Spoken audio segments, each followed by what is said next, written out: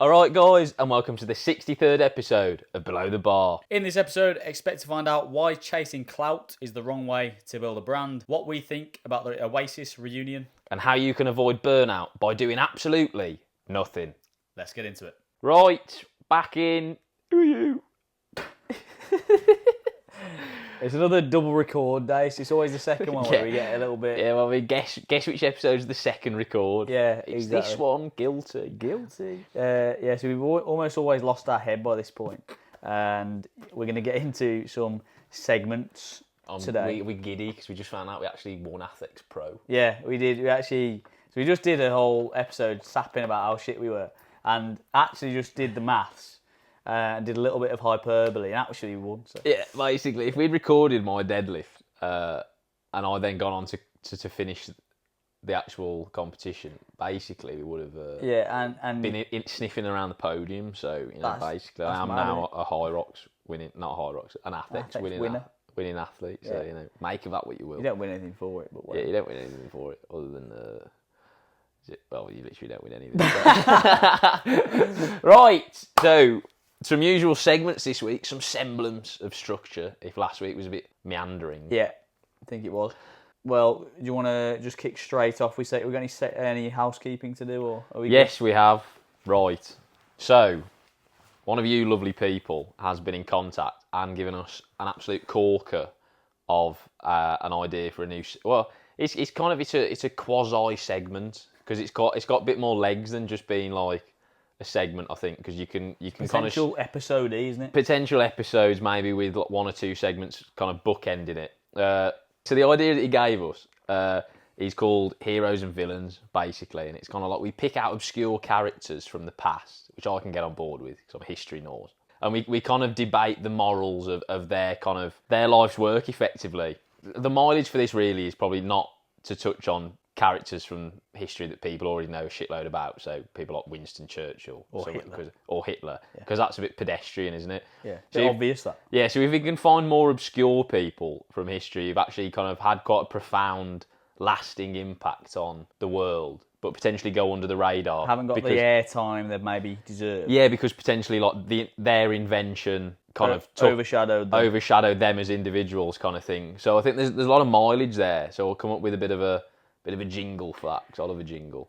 Yeah, and if you have got anyone in mind that you're thinking of, having heard all this structure of this new segment, then feel free to reach out with any suggestions. Yeah, so hero or villain, we want kind of divisive figures or people you think that potentially go under the radar, but would be interesting to discuss. Yeah. And would split opinion on whether they're overall kind of...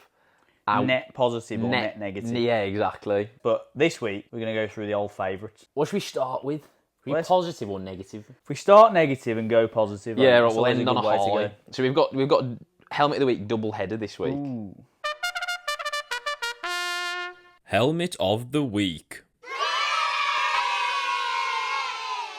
Oh, I don't even know who these people are. I haven't even read. It's good prep. That. Yeah, right, go on. You can introduce this. So the first Helmet of the Week is what I've termed kind of for-profit running event companies. I see, yeah. We spoke about that. We've spoken about this, and it is becoming more and more of an issue in the running community space. This actually came to light after we attempted to do the Bath Marathon with Blod, with his kind of event thing that we were supposed to be doing. It's like a 25 kilo marathon, which was stinking on the face of it anyway. Anyway, we chose Bath Marathon, and it was shite. Obviously, we've spoke about this before, how we're spoilt now because the only marathon we've done is London, and it's the best one ever. And so that's what we got our measuring stick in terms of what we think a normal event should be. But anyway, a normal marathon event should at least have closed roads, good support, a decent route. Like this one, mate, was basically all uphill somehow. I don't know how they even do that, because surely you've got to even out somehow. Basically all uphill.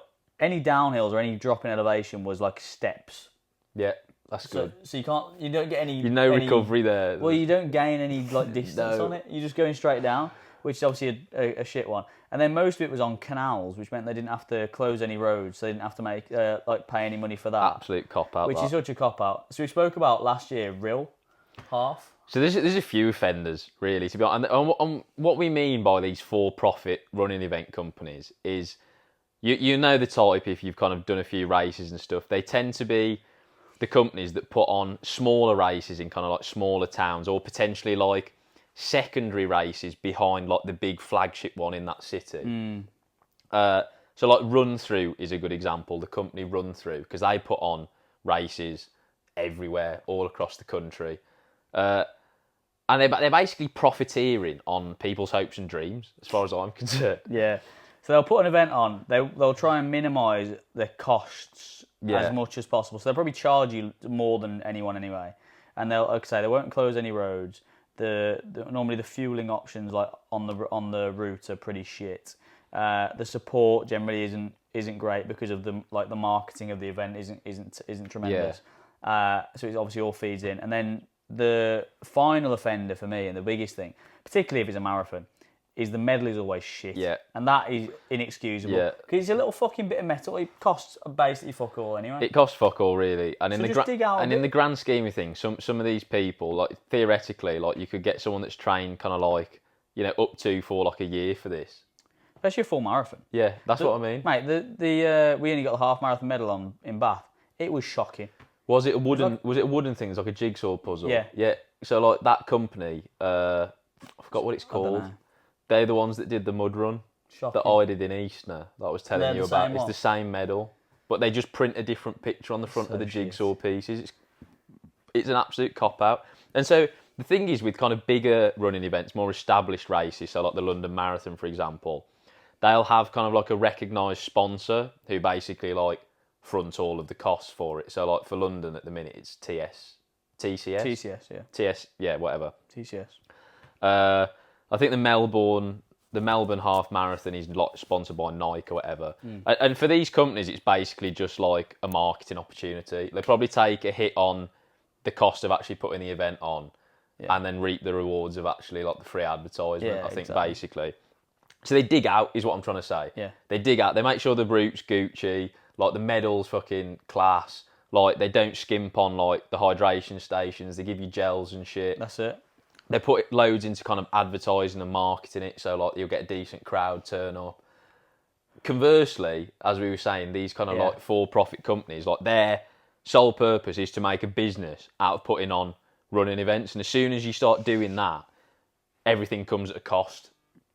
Yeah, and you're trying to minimise your expenses, aren't you? Yeah, you're trying to minimise your overheads and your outgoings. So the one we did at Real was mine normally boring because it was half marathon. It was just up and down the pier. So they didn't have to close any roads. And then this one in Bath was a similar idea. You can do like a fucking shit running event bingo, really, can't you? Because they all do the same stuff basically. So they'll cop out on the medal, won't be closed roads. There'll be no support. So again, support. Like the event photographers will be shit. Yeah. Like basically all the things that you'd want if you'd put loads of time and effort into training for something. And like it was going to be kind of like potentially like your crowning fitness achievement in your life. Yeah. And they've, for lack of a better phrase, shat on your experience so they can make a bit more money effectively. Well, that's it. And the thing is, I mean, putting on a better event is surely net positive in the long run anyway, because people are going to come back to it. Like, think how many fucking sign-ups the London Marathon has. I'm sure they fucking turn a profit on that, lad. But this is the thing, because it's so popular at the minute running, it's really in kind of like the public imagination. Yeah. They're just basically taking advantage of like the massive demand. Oh yeah, I know. For that kind of thing. So like they know that they don't really need to fucking dig out because everyone wants kind of like a 5k PB and a 10k PB, so they know people are going to sign up. Yeah. That's it, and I think the take-home is to vet the events that you sign up for. Yeah, 100. Because again, like you said, you're going to probably train for them. You're going to have worked hard for this thing.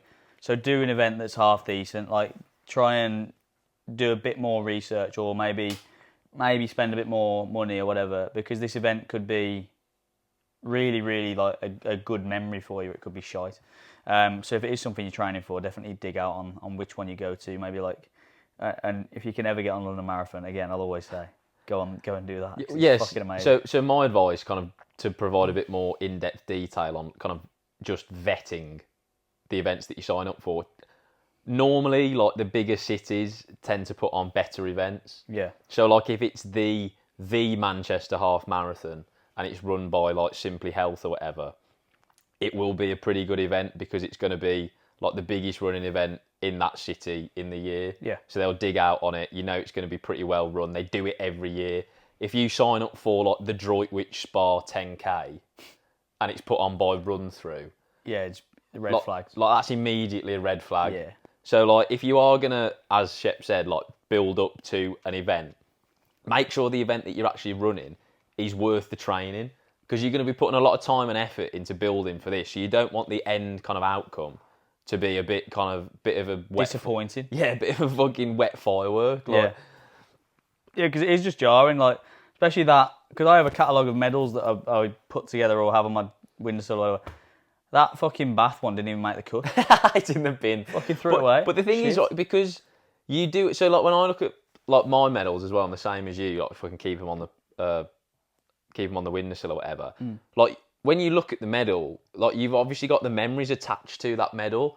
And, like, there's a clear favouritism in my mind anyway when I look at the medals, because I just go back to, right, that was a shit route. Oh, no, they dug out on that one. Liverpool that was half's really good, actually. Liverpool half is real, and again, see, like, it's a big city. They only put one on a year. They dig out on it, and Quite easy to get on, actually. Quite easy to get on. So, like, these things, like, I know London Marathon is fucking basically impossible to get on, but these kind of, like, halves and 10Ks in still, like, major cities in the UK, but not London. Malaga half was really good. That was a full marathon as well. Yeah, and that comes back to what we were saying about high roxes as well, actually. Like, if you are committed to the process and you want to kind of make a whole kind of event and an experience around it, then look abroad. Yeah. Because, to be honest, in places like Spain especially, and France and Italy, they dig out on their running events. Like, they take it seriously. Like, it means a lot to them. Yeah, they don't do. get these fucking ten a penny companies. And also, even to an extent, even if you do get a little bit of a shit company running it, and it's kind of not a great event, because of the fact you've done it in a different country and it's a new scenery and whatever, and it's attached to a holiday probably, then there is that memory around it anyway. So you're going to cherish that regardless of really how the event goes. So you're almost bulletproofing yourself a little bit. Yeah. And de-risking yourself having a shit experience if you go and do it in Spain or somewhere like that, because like that event we did in Malaga was great. And, like, again, off the back of running it, say if you run it on the Sunday morning, you have then the rest of the day chilling in the sun on holiday, which is great. So if you are going to build for something and you have the means to go abroad and do it, then 100% do it. And again, we vetted it. So it's like, before we signed up, right, so it's in Malaga, major Spanish city, sponsored by Generali, I think, which were like a finance or an insurance company or something. So proper kind of like sponsored event with like a big kind of multinational behind it, basically. And we read the details, like, closed roads. There we go. Like, happy days. That's all we need to know. And it tends to be like the bigger races will actually like upload a photo of the medal to entice people in. True. That was a good one as well, wasn't it? Yeah, it was sound. Good, yeah. I think it was a lighthouse, actually. It, like, depicted a lighthouse. And there's a bit like a big lighthouse in Malaga, I think. I remember. Which is, but yeah, we've got we've got High Rocks in Valencia, haven't we? Which is exactly what we're doing. We have no idea what the High Rocks of Valencia is actually going to be like, but it's in Valencia. We're in fucking Spain. Yeah, we're in Spain, so even if the actual High Rocks is a bit naff, like, you've got a weekend in Spain, so that's going to soften the blow, isn't it? And actually, High Rocks is slightly easier because, like, it's always going to be somewhere approximating the same experience, isn't it? Well, it's like a franchise, isn't it? It's like going to McDonald's. There's a certain level of comfort in knowing the quality that you're going to get, because it's High Rocks. You know the race is always going to be structured the same. And that's probably why they're doing so well as a company. Yeah. Because you have that quality control almost across the board, and you can go and do it wherever you want, really. And that's why it's fucking so hard to get on them, which is why we're having to do one in Valencia. But yeah, that'll be cool. But I think to round that off, just if you are going to build for something, then vet it. Make it a good one, because when it comes to the day, you'll regret cuffing it and signing up for a shit race. Yes. When you're in the locker and no one's cheering you on and you're running for a shit medal in Bolton. Yeah, exactly. Basically. Well, the Great North runs soon, isn't it?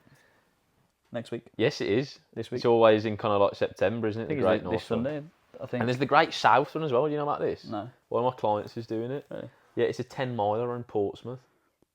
It's cool. I've never very heard obscure. of it. No, neither had 10 I until you mile. mentioned it. Not very great. Interesting distance as well. It's Yeah. quite a rare distance, that actually. You don't often get 10-mile races, do you? No, it's quite rare. They're good. It's a good distance, actually. 10 miles is a good distance. Yeah. Half is slightly far. Two, for just me. slightly. I think 10's probably perfect, really, because Yeah. as you said, half is just slightly A little too. bit And then far, obviously innit? marathons absolutely stinking. Like, you don't want to be fucking cracking them regularly. Some people do. Yeah. Yeah, anyway. Helmet of the Week, Part B. This week is fake podcasts. And we have to deconstruct this a little bit. So I think we've actually ages ago, like probably like OG listeners will remember us ripping apart, what is that V Shreds guy, for doing this, pretending that he was on Joe Rogan, basically putting that kind of like maroon velvet curtain behind him and setting up, like framing it as if he was being a guest on Joe Rogan. So but they're becoming more and more prolific now, aren't they, on Instagram? Because what they'll do, right, is some fucking tenner-penny clown who's trying to sell you like a course or some bollocks. What they'll do is they'll kind of like create a podcast studio, like they are actually going to kind of create something educational or entertaining for people. But what they'll actually do instead is just fake interview themselves and then put it as like a paid like sponsored post on social media. Yeah. So because it comes up as a sponsored post, people think, oh, this looks official. Yeah. Look, they've been on a podcast. This is them telling the world about how amazing like their course or whatever it is. It's like they almost manufacture the fact they've just been asked about one of their clients. They're like, oh yeah, it's all very candid. It's like, and of course, like we have so many wins. Here's one that I've randomly picked out of thin air. Like it's all bollocks, and it's just deceiving. It's like all of the worst things on social media. It's designed in a way to deliberately mislead the market, mislead people, and get money out of you, basically. Yeah, 100%. And I think the worst bits are when they try and emulate, like we said before, a known podcast. So there's one that tries to do it with the Diary of the CEO setup, and then obviously they've got the Joe Rogan setup, and typically you have a bit more of the low budget ones who just, well, like you say, try and like rent a podcast studio. Yeah. They'll have a podcast mic in the shot, and they'll again angle the camera as if it's, you know, like a podcast clip. Yeah. And then they're like, they've been asked this question. It's fucking mental. Some of them get their mates to ask them a question like behind the camera. It's like fucking hell. And it's shit. It's like they're just doing it for all the wrong reasons, aren't they? Like they've just kind of thrown the kitchen sink at it. Like, well, we'll hire a podcast for a few hours. We'll fake actually all the kind of hard work and effort that goes into kind of getting a podcast off the ground and kind of nurturing a following. We'll just throw loads of money behind kind of getting it out to people by sponsoring it. There's a difference actually as well here, because there's two, you could get it very easily conflated. So there are people who set up mics and speak into them for content, and that's different. And so these aren't the people we're talking about, and the way to tell is the camera angle. Yeah. So if the camera angle's straight on, if they're front and centre, then you're fine, because that's them just talking to the camera. If the camera angle's like slightly off to the side and it looks like they're talking to someone else, then that's where you've got to be a bit fucking wary. If it's side on, as if there is another camera, that's it, pointing the opposite direction, getting the interviewers. That's it. Yeah, that you are right. That's the way to differentiate. Nick Baird does that, doesn't he? He talks to the camera quite a bit. Yeah, and if they're just using the mic to get good audio, that's cool, whatever. But and it is a good way to capture people's attention, because there's no background noise, there's nothing going on in the background, like they are in a studio, so like they can. Well, they have a podcast studio, so may as well use it for that. But and also again, if it's a paid ad, that's a red flag. Not a podcast clip, because no one really promotes a podcast. No. And ultimately, like if you have got a decent podcast, you don't need to promote it because you've already got a listener base. Yeah, true. Yeah. Like the people actively enjoy listening to it, so they'll just find it anyway. Yeah, and they're not doing it to grow a podcast. They haven't got a podcast. No, yeah, this is what I mean. This all comes back to they're just doing everything. They're doing it all for the wrong reason. Yeah. And ultimately, it's annoying because in the same way that kind of fake online coaches give genuinely good coaches a bad reputation, these kind of like fake pseudo podcasters give actual podcasters a bad reputation. Yeah, or podcast clips, because you'll become like just blind to any clips, because this one was jarring you out. So anything that remotely resembles a podcast clip, you've got to fuck that. and so like you say, it can taint the rest of it, which is a bit annoying. But the main thing is the fact they're trying to sell some bullshit and they're using this manufactured system to do it.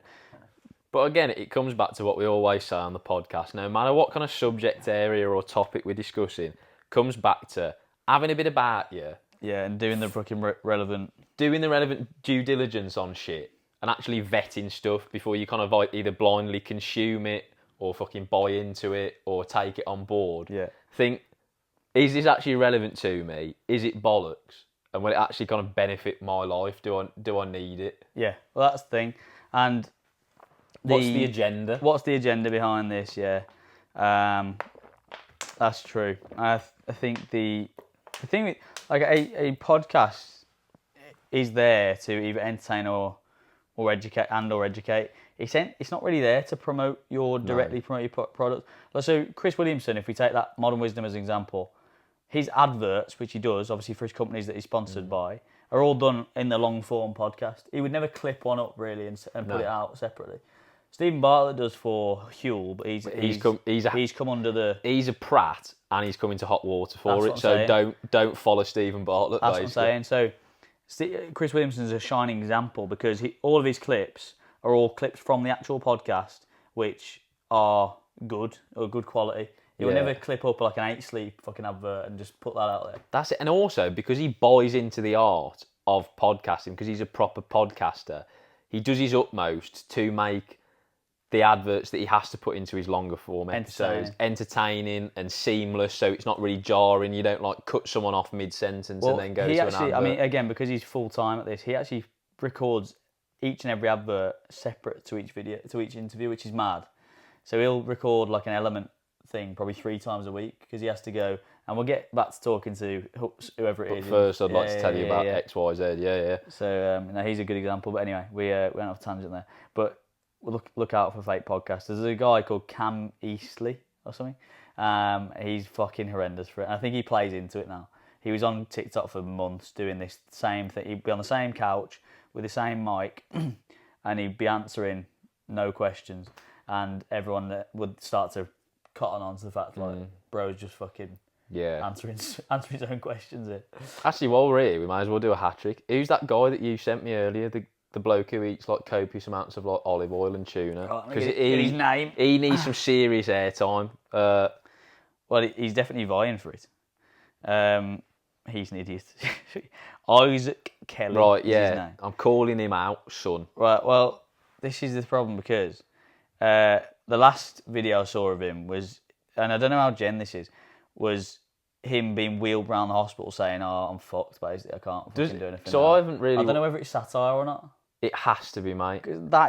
This is mental, mate. So for people who can't obviously see, he's currently sat in front of about 10 full bottles of olive oil. He can't be legit. And he proceeds to pour them into a big fucking pan and down it. So olive oil obviously is super calorific. And I mean, one of them would probably hospitalise you if you necked it. Yeah, and he's doing this to like get your calories in. He's 100,000 calories. Lad, there's no way. This must be bollocks. What he must do is he must put it into the thing. Yeah. And then change the fucking liquid out. Hadn't it? He's got to. There's no way that's making me feel sick watching that. Because you can't even... So I don't know where these trends come from on TikTok, but again, it's another classic example of social media influencers, so to speak, racing to the bottom, just literally vying for any engagement off the truism, I guess, that kind of any publicity is good publicity. But I've seen other people do this. So like that Kai Sheps, he started it, I think, and his was a bit excessive, but you could kind of get on board with it because he'd funny, don't it? Because it's funny because he'd eat like 20 hard-boiled eggs, which is actually kind of like doable, and not to the point. Yeah, not to the point where it's going to kill you, but it's a bit stupid. It's a bit stupid, but he's trying to make the point that like if you just eat 20 eggs, one off, you can get all your protein in for the day. Obviously, there's an underlying message there. And it's a bit stupid, and it's still a bit kind of like race to the bottom. But I'll do anything for views. It is, and also, I mean, he's kind of at fault for this. Yeah, because it gets exaggerated. Not that he could probably control that, but because he started this, I can't eat my protein thing, and everyone's fucking followed it. That's the reason this guy's done it. And I mean, and the thing is, whether that's That's satire or not, this Isaac Kelly guy, Yeah. someone will actually legit do it. You know what's funny as well, right? So this was on TikTok originally. What I saw this, and it's got like millions of views on TikTok. On Instagram, this first one where he tries to hit 2,280 grams of protein, right, in one sitting. He does that by 2.5 kilo. I think they're 3 5-kilo bags of protein powder in one sitting. This has 11,000 views. Mate, that's not worth it. Is that worth it? No. This bloke's got 4,000 followers. That is, again, this is race to the bottom. Like, That is absolutely mental. How long can you do that for? Realistically? But again, this is my ultimate kind of pet peeve, and like social media is a microcosm for wider society. We live in an age now where people will just kind of go to an immediate extreme to gain a bit of notoriety instead of actually putting time and effort into putting valuable stuff out in the world to actually benefit people. 100%. And it's a quick fix mentality again with everything. Because he's gone, Kai Sheps has got 80 million views on this one video, I'll go and do that. But what he hasn't actually seen is Kai Sheps, if you know who he is, we're just using an example, has actually posted for fucking 2-3 years beforehand. Yeah. So he has already a following. Yeah. And then now he's done this little thing where he's actually blown up. But and he's already sponsored by everyone. He's already going. Yeah, and his content does err on the side of kind of like more humorous, but he does actually put some good stuff out there. Exactly. And the important thing is he's consistently done it for years, so there's that legitimacy there behind it. Like, so you can't just take it out of context and go, that's got 80 million views. I'm gonna go do that to the extreme, and then I'll be hoofing. But like he's got like fucking 8 posts or some shit. Yeah, there's no it's mental. You can't just have one thing, and that one of the videos has got like 250k views, but it's still not worth it, is it? And it's not even an original idea. And you go on his page, and it's just like, well, that's all he's about. I'd rather not, because his bloke's just going to die. Well, yeah, and he's just there's nothing else about it. I just went his story, and it's like conjuring up my next idea. Well, I think we know which it's going to be, innit, mate? It'll be like, where'd you go though? Because he's gone 2,000 grams of protein, 3,000 grams of protein, and then 100,000 calories. So now where'd you go? You then actually can't go anywhere from that. Yeah, I don't know. Nothing's more impressive than 100,000 calories. His yearly calcium intake from horse cum. That's what it'll get to. Up his arse. Yeah, up his arse, yeah. That's actually what it'll come to. Mad. He'll bum funnel horse cum. Might message him that. Man, I don't know if you're touting for ideas, but reply to his story. I've got a Shire horse here who's good to go. I don't know if you want to collab. He'll hang out the back of you, mate. Yeah. But again, I mean, just fucking. And to round this off again, I saw a follow-up video he did, and he put. Someone asked him whether it was worth it, and he was like, "Yeah, gained 30,000 followers off that video, so 100% worth it. Probably set my career up." I was like, "Mate, that is fucking man. That is not worth it at all." And again, I can only hope that this bloke is doing it for satire, because if he genuinely thinks that he's going to make a career out of hospitalising himself and gaining 30,000 followers, this is the thing, right? This is worrying that is actually a mindset that some younger people in society now have. They don't grow up wanting to be like a firefighter or like a teacher or a fucking doctor or a nurse. No. They grow up and they think, what can I do that's raucous and will get people's attention? So I can just make fucking shit videos in my bedroom all the time. It's an attention economy. But the thing is, he's there optimising completely for following. Following doesn't pay your bills, biggin. No. Like, you could have 500,000 followers. It doesn't matter. Yeah. You're not going to pay any. The people I know, anecdotally, the people I know who earn the most money do not have the most followers. Yeah. A fraction of the fucking most followers, in fact. Well, it's the worst of both worlds, because you have all the eyes on you, but you're not even getting compensated financially for it. Yeah, so you want the inverse, really. Yeah, we were talking about this, weren't we? Yeah. With the example of J.K. Rowling, yeah, who's the best example of that, I think, off the top of my head, because you were crunching the numbers with me. So yeah. She makes a disgusting amount of money every year, effectively, for doing fuck all. She wrote how many Harry Potter books are there? 7. There's 7, yeah. She wrote 7 main ones. Obviously, there's the offshoots in there. Yeah, so she wrote 7 books about 20 years ago now. Yeah. And off the back of that, he's effectively a billionaire. Right. You don't hear anything about her. Well, to be fair, she nearly got cancelled a few years ago, but aside from that, she keeps a very low profile. Do you want to know what her net worth is? Go on. 820 million. Yeah, you see, That is fucking she insane. wrote 7 books. Off the back came the world's most successful children's kind of like film Trilogy, franchise I guess. ever. Well, it's not trilogy, is it? But yeah. They've opened a few theme parks, and at no point after she put a pen down for that 7th book Has she had to does do she actually do fucking anything any else? of the graft. Nah. But like you never hear, she's not constantly in the media like the Royals or like Premier League footballers. Doesn't have to continually like prove herself Well, no. because she doesn't have to continue to earn the money. So you've wrote the best children's book of all time, yeah, sound. And she's now the 196th richest person in the UK, which is insane. So She's not won an ethics though. So. yeah, that's fair. She can't Well, go pull it's up. levels to this, isn't it? The thing is, that's what we're talking about. Yeah. So what you actually want to optimize for, Yeah. if you have any fucking control over it, is having a load of wealth with 0 eyes on you, because that's the perfect bit. Because then you can actually enjoy the wealth without being scrutinised for being someone who's got loads of money and isn't fucking like constantly helping kids in Africa with malaria. So look at like Elon Musk or Jeff Bezos, constantly get hate all the time because everyone knows how rich they are. And they're like, why aren't they paying their taxes? Why aren't they doing this and that and whatever? So they get loads of fucking hate. Whereas if you're just someone who somehow has made a shitload of money and now you can fall under the radar, that's absolutely perfect. But again, to come back to this, what people now optimise for is all the eyes. Yeah, Which is the complete wrong way of doing things. Yeah. Because you don't want all the eyes. You really You don't. might want them now because you think, okay, that's how I'm going to get myself known. But, you know, it's not how you should be... And even if you want eyes with the right intention, so like Bill Gates is obviously constantly in the public eye, and he has very good intentions with like the Gates Foundation, constantly doing good shit. Even he can't win because people make conspiracies up about how he's trying to fucking brainwash people with vaccines and shit. So it's like, realistically, as soon as you're in the public eye, you're fucked. Well, 100%. So no matter what ultimately- you do, if you're in the public eye, because if you've got, let's say, 1 million people who are looking at you, there's going to be a subset of those who are hate going to you. make shit up, or are going to hate you, or are going to be jealous or whatever. And Joe Rogan's a good example of that because he's not really doing anything wrong, is he? No. He sat on a podcast and he had that thing made, that montage of him saying the M-word. Like, and that almost got him cancelled. It's like, what the fuck is going on? Yeah. So, Not that we should. Not that that's a good thing. We're not. Well, no, but it the wasn't- Brummy Brothers aren't actively encouraging people to do it. but And he that is wasn't- objectively bad. he wasn't But, actually, like, he was saying it in a... Yeah, it's context is key, isn't Yeah. it? It's just someone spliced it up on the internet and then put it out there as and a then video. again, because people consume stuff out of context online Exactly, yeah, all that the was what time. happened. Suddenly, he's kind of like being cancelled. vilified. But anyway, that So was a a good triple threat of triple helmets threat there. Covered the whole spectrum of social Noises. media dross. basically, yeah. Uh, Anyway, we have to get into a bit of a positive note here, aren't we?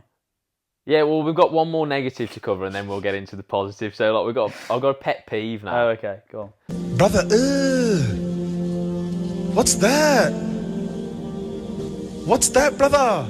People that park across 2 parking spaces With their Audi R8. with all their Range Rover. Oh, yeah. Like, if you buy a nice car, right, and you don't have the bottle to park it or just drive it around in society without kind of having to think that you're better than everyone, then I'm not going to lie, you're not ready for that level of vehicle. True.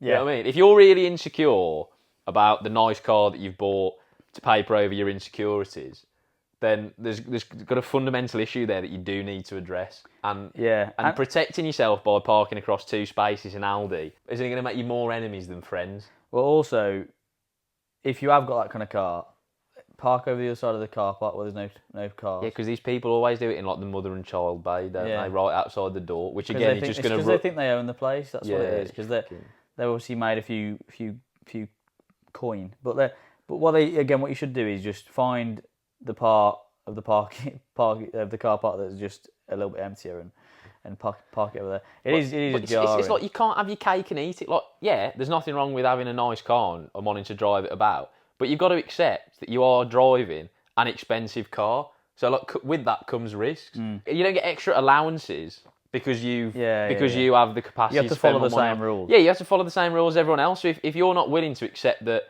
you park in one space and someone might knock their door into yours, Yeah. then don't get a fucking expensive car. Like, you're not above people just because you own a Range Rover Well, that's or it, like yeah. a fucking, I don't know, a Ferrari or a Porsche. I mean, if Yeah. you can't handle someone with a Micra might fucking bash into you in the fucking, like, And also those Car cars, like the cars that probably more we're talking about in terms of like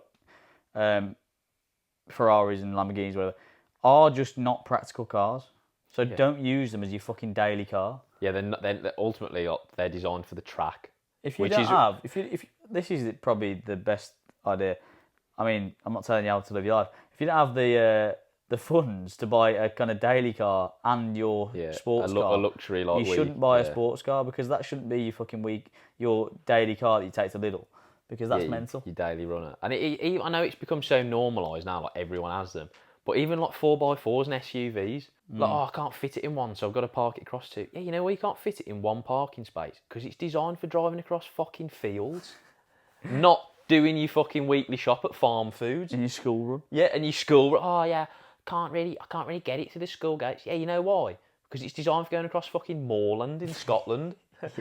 Not dropping your sprog off at nursery. Yeah, going 2 miles down the road. I mean, it is jarring. It just impacts on everyone else, doesn't it? If you are taking up too many spaces. Yeah, so basically, if you can't handle the heat, get out the fucking kitchen. Don't feel that because you're owed something now because you fucking bought a Range Rover and that you're suddenly better than people that drive less expensive cars. You're all legal road users. You all play by the same rules. You have as much right as the cyclist next to you at the lights. Yeah. It's just that he's got a brain because he spent $1,000 on his mode of transport and it's making him fit, whereas you spent 80 grand on it and everyone still thinks you're a cunt. So, I don't know how many listeners we have that drive these cars. Well, none now, because yeah, they've all fucking not unsubscribed, but it's the truth. Well, I would agree. I think there's definitely argument to be made for if you are going to buy that car, then you have to be accepting of the ramifications of if you do damage it. Like anything, it's your responsibility to take care of it, and if that involves walking a bit further to the shops, then fucking walk a bit further to the shops. Yeah. High risk, high reward. There you go. What are we getting into next? Which bit next? Should we do a confession? Yeah. Bless me, Father, for I have sinned. I've been a very, very naughty little boy. So I don't know if you've done a confession before. I think we have, mate. We introduced it. I think we might have done someone else's confession. Did we? Right, well, either way, my confession, and I guess this is ironic because I was the recipient of this yesterday at Athex. So this is, I take pleasure from other people suffering at like competitions and events. Well, by suffering, what do you mean though? I mean like them hanging out? A specific, so not people, to be fair, not people that have got like injured through no fault of their own. I'm more specifically on about runners who have just not, as we always say, not respected the distance or not respected the event, turned up fucking Billy Big Bollocks, keen as mustard, sent the first like 5k and just fucking like Billy the Biscuit had creamed in. Yeah. And it's always the one that they end up with the fucking all the paramedics around them because they've gone down with like dehydration or something. I'm laughing because it was me at Liverpool. Yeah, it was you at Liverpool, to be fair. And obviously I got injured at Athex yesterday, but like... It's funny. I think the German word for it is Schadenfreude, isn't it? Is it? I think, because in German, like German language has loads of really obscure words for like really niche specific circumstances. I think taking pleasure from other people's kind of like hardship or downfall is called Schadenfreude. That's hilarious. Of course the Germans have a fucking word for that. Yeah, exactly. But like my very specific example of this is it tends to happen in kind of like the springtime, early summer races, longer distance. You spot them a mile off, all the gear, no idea. Yeah. They'll fucking absolutely send it from the start line because they don't respect the distance, they don't have a pacing strategy, they haven't fueled properly, they're not hydrated. They'll fly past you in like the first few kilometres of the race and come kind of like kilometre 15 or whatever, say you're running a half, they will be the people being wheeled away by St John's ambulances. Wheel past you. Yeah, because they've gone down with like heat stroke or something because they were averaging like 185 heart rate in like 30-degree heat. Yeah, for like an hour and a half. Yeah, having not conditioned themselves to that. Yeah, exactly. It's for me, it's always the people who when you're running and you hear and you'll be like a third of the way into the race, heavy breathing, and you hear the heaviest breathing behind you. Like, mate, how the fuck are you gonna sustain this? Because obviously, if you're running at a certain pace, you know that might be your race pace, whatever, and you look behind you. And there's a guy who has no right to be running that pace. No. By the look of him, whatever. And you hear him, and all you can hear, even through your fucking noise cancelling headphones or whatever, is the breathing, and it's like, fuck me, that is like, that's not sustainable for the next hour. And you can just spot them a mile off, can't you? Because it's like, again, telltale signs. It's like the heavy breathing, they're overstriding, the running economy is not there whatsoever. The form's already dropped off. They're like RPE 9 at like kilometre 5. Yeah. And it's like this. Where's this end? Where does this end? I'll tell you where it ends. Yeah, in the back of an animal. Not at the finish line. Yeah. Again, the work on from that, guys, is to prepare for your races, so you don't become one of these examples, or don't Billy the Biscuit your race. Ultimately, and the way to do that is to prepare and fuel. Really, you learned that the hard way. I don't know. I'd fueled. I just hadn't prepared because I signed up on a whim, basically. Yeah. Which again you can't really help. So if you are going to do that, you're going to jump in, but you've got to kind of do your best. But I mean, there's an argument to be made for the opposite way around, isn't there? Because if you are going to go for a PB, you are going to be at RP 9 for the whole time. But the difference is you've kind of stacked you've all prepared, the cards in your favour. But I mean, even in that way where you've stacked all the cards and all that sort of stuff, you could still have a blow up. 100%. When you push yourself, when you push your body to kind of any limit, be it kind of like strength based or endurance based, like there always comes a risk of injury. Well, you're running the risks, aren't you? But you mitigate that with proper preparation and consideration beforehand. People that just jump into something and go like hell for leather, like the risk of them fucking it compared to someone who's actually prepared is so much higher. Yeah, like, and that's the difference. And when I did stack it in Liverpool, I actually had that as a full consideration. So I was like, I'm going to go run with these two. It's probably not going to end well, but fuck it. And I feel like if you go into it with that mindset, then that's not as bad, because you're aware and sort of coherent about how it might end. Whereas if you go into it ignorantly, just being like, oh, I'm just going to try and send this and see what happens, then that's obviously probably not advised. Yeah, it's a race to the bottom. As I like to say this episode. Quite literally. Well, that I feel like most Brits do that anyway. Not just in a race setting or whatever, but taking pleasure out of people's. It's kind of riffing off tall poppy syndrome, isn't it? Brits love an underdog, but then as soon as they kind of shake off that underdog status, they become someone that needs to be knocked down a peg. Basically, you can't win. Yeah. Effectively, you either stay an underdog forever, or you go on like a weird like villain arc where you start off a hero and then become a baddie effectively because you kind of rose to certain, which is why America's really weird, because they're very much the opposite. They encourage it and they love championing people, which objectively is good, but it's just the fucking tone and manner in which Americans do it, which is very jarring. Well, it's just cultural, isn't it? We spoke about it before, but it's a very obvious thing in America that they push from like a child from when you're at school. It's part of their culture. It's isn't the it? whole they're socialised into it. Yeah, that's it. And we're socialised into the opposite probably. Yeah, which is interesting. I guess it's, if you look at the bedrock of British culture and American culture is kind of the cornerstone of American society is the American dream, which is obviously all about kind of championing the underdog and seeing them go on to kind of meteoric rise.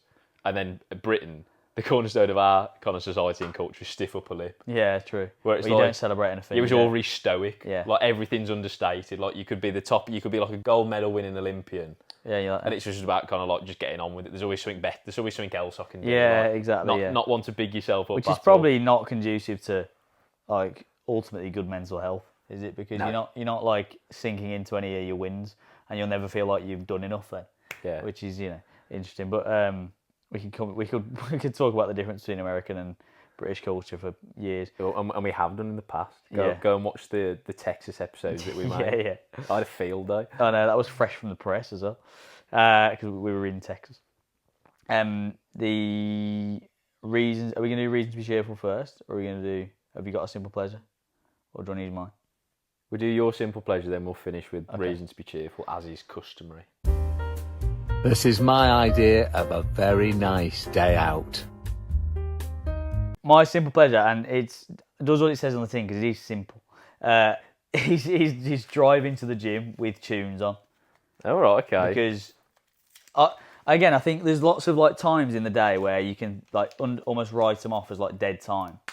in terms of like driving anywhere really, or like I don't know, fucking making your coffee or whatever. But if you can, I think, amp those things up. I will very, very regularly actually caffeinate, get in my car, turn my favourite tunes up to fucking max chat, and drive that. It's only like 5 minutes. Drive that 5 minutes with my two favourite tunes on. That's like the best part of my day sometimes.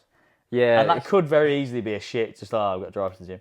But if you make it something that is a little bit more of an event in your day, that's a fucking and also it obviously gets you set for the session. But well, I see what you mean, because we're just very bad at sometimes. I think, well, I'm guilty of this anyway. It's just kind of writing time off as like dead time or time potentially to just be enjoyed. Yeah. There has to be like a greater kind of overarching goal at play. Otherwise, it's not a productive use of my time. Yeah. But I think you are right. You do need to punctuate those blocks of time with just little throwaway blocks of time where it is just about basically having a bit of a mental recharge. Yeah. And I think driving to the gym is a good example of that, because you're on your way to do something productive. Exactly, yeah. But other than really just kind of enjoy yourself and get yourself amped up for the session, You've got nothing. you can't really to else. There's nothing else to do, is there? So, and like the I think David Goggins refers to them as mental aid stations, which I quite like that. Yeah, because in a race you would have aid stations every couple of miles. He's like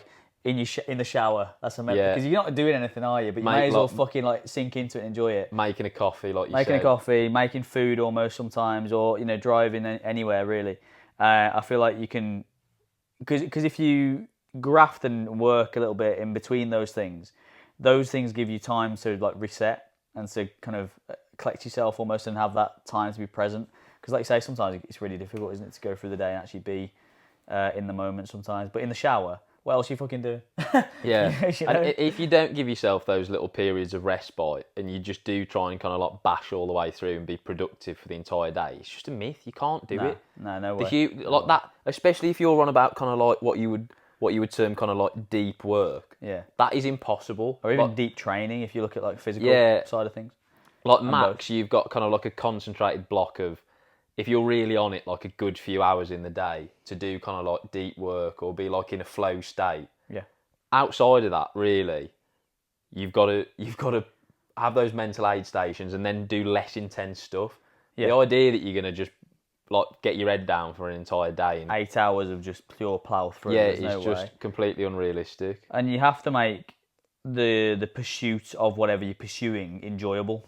I think so. The end goal can be whatever the end goal is, but that process, it could be very arduous in terms of 80% of the time you could be spent doing fucking whatever, studying, doing fitness, whatever, and all those little blocks of time that you are doing deep work are going to be quite intensive and quite effortful.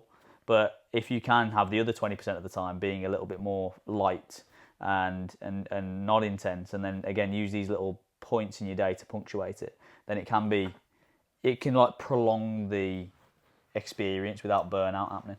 Yeah, I think. I was going to say, because it's like, we think, we're not directly working towards it, then it's not productive use of our time. But actually, without those kind of mental aid stations, you won't get to the end goal because you'll burn out. Well, so indirectly, they are actually vital. Correct. Think about an ultramarathon. The reason why you'd finish an ultramarathon is because you'd stopped at the aid station in mile 5 and had onboarded some stuff, had a rest, whatever, and then you can go against exactly the same thing, going towards take a day or a week or whatever, to take these little blocks of time away from productivity. It's like you say, it's so that you can recharge, then put yourself into the next block of work. And the best micro example of that is that Pomodoro routine, isn't it? Where you're 45 on, 15 off. Because those 15 have to be forced off, because then you can give the next 45 minutes the shit that it needs. Yeah, so just Pomodoro your life, basically. Well, correct, yeah. Let's finish with a reason to be cheerful. Reasons to be cheerful.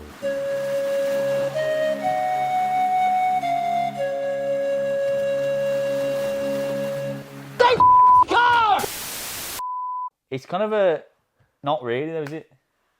What do you mean? Well, because... Right, yeah, so Oasis are back, basically, to cut a long story short. And then they've been back for a few weeks now by the time this goes out. Yeah. Or maybe they've gone again. They could have had a spat, we don't know that. Could have had a scrap by now. But, yeah, Oasis are back. We've got a Labour government. I'm joking. No, this is unreal, really, because They are, I think, if we were talking about this the other day, I think, weren't we? If you set aside kind of like what you would now consider to be legend slots, like legend bands, who are still alive and still tour, but are definitely kind of like past their best. Yeah. So like the Rolling Stones are probably the best example of that. So they're still alive and with us, and they still AC/DC. But like if you go to watch them live, like they're not going to be as good as kind of they were back in the day. I'll go out on a whim here and say I think Oasis are the greatest rock and roll band alive at present who can still cut it on stage. Can still rock the show. Yeah. Probably right. So to have them back touring is only a net positive, I think. Are they going to write any new music? That'd be good. I fucking hope not. Because all of Noel's High Flying Bird stuff is a bit fucking airy-fairy now. Yeah. To be honest. It's just not...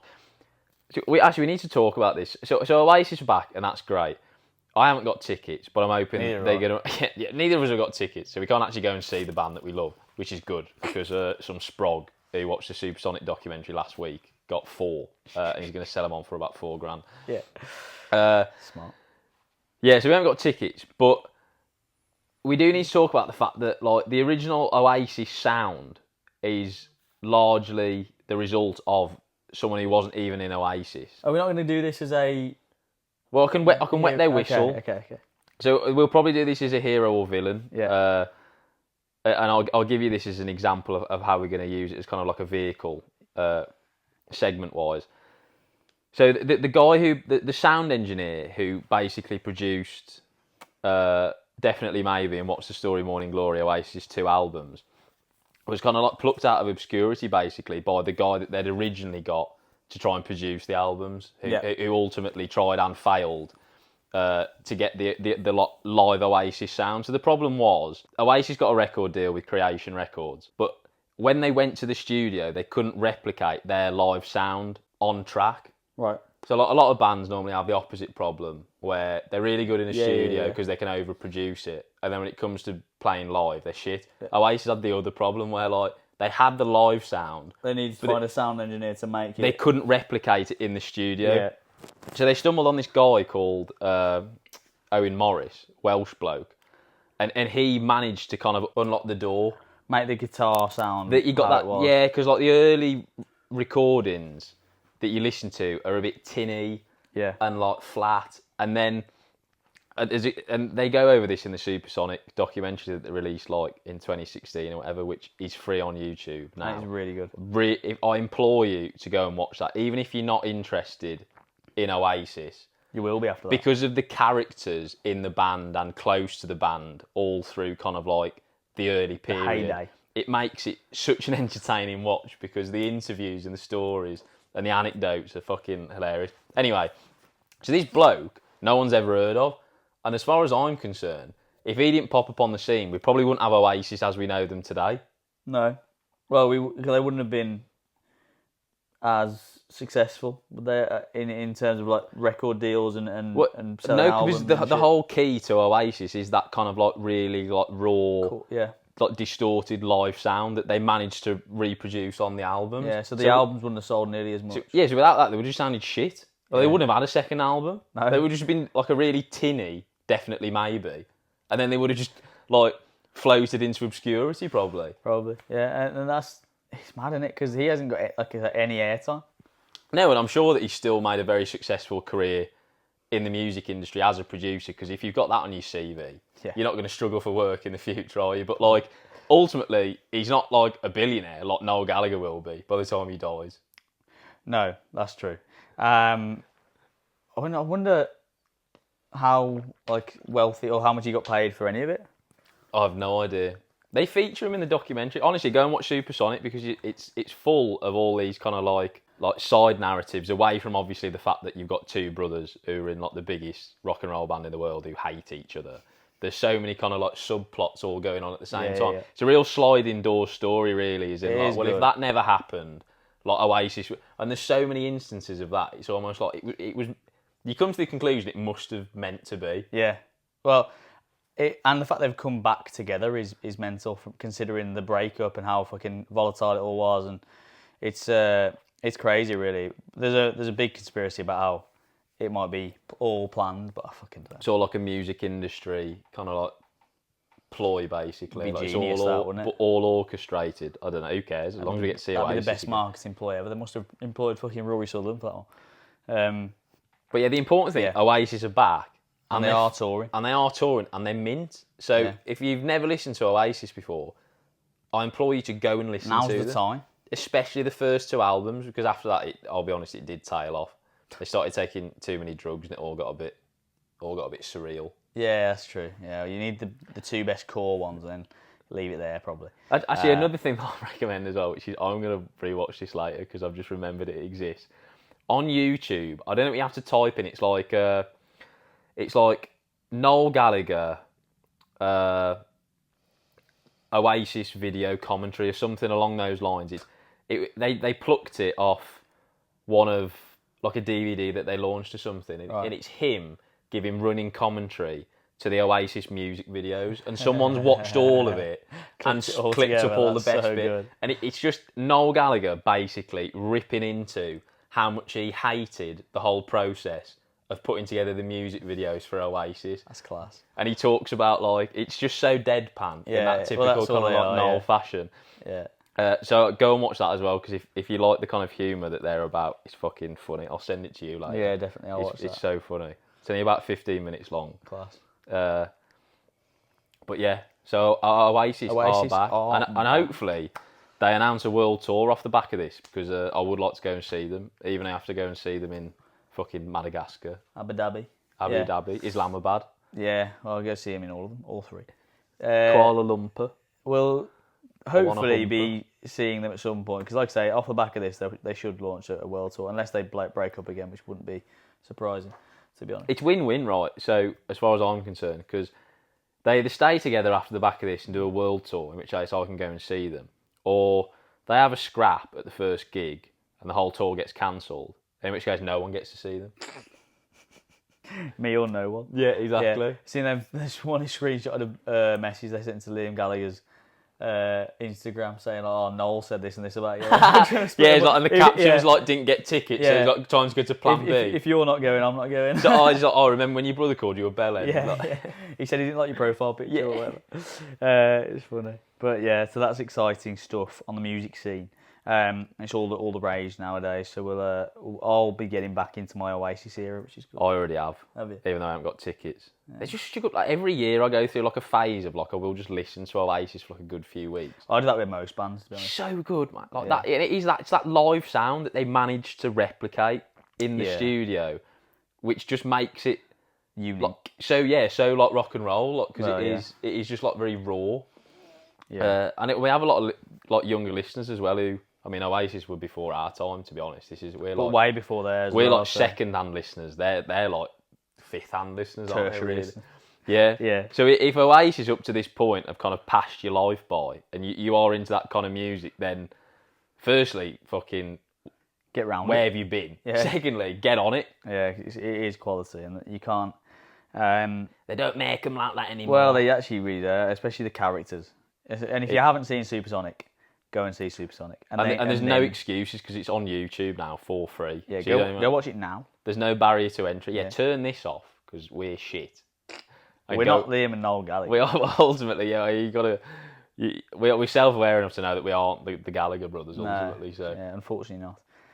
We might have a bit more money if we were. I googled their net worth. I keep googling people's net worth. They Google their net worth. that's a toxic trait. Yeah.